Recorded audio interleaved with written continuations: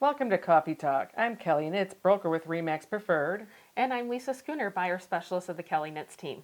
And today we're going to talk about the appraisal process.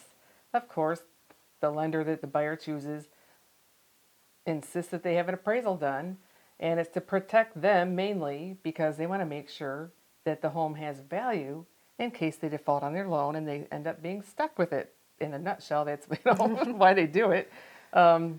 So it's an important part of the process. I mean, we all wait, we can't wait till the appraisal comes in to make sure that it passed the appraisal process. Yeah.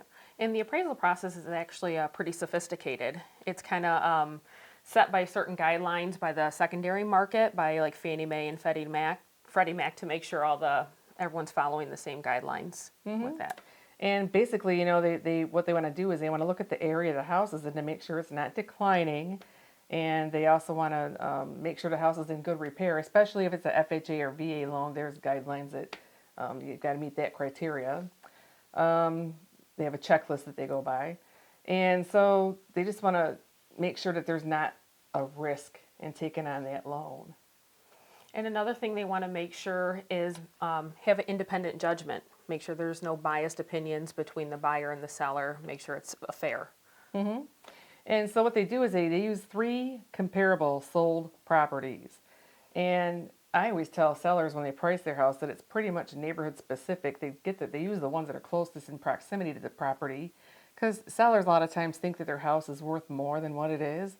And so we have to educate them and go through the process of showing what the comparables are that are closest in proximity to their property, and they can see about, you can pretty much see about what the price is going to end up being.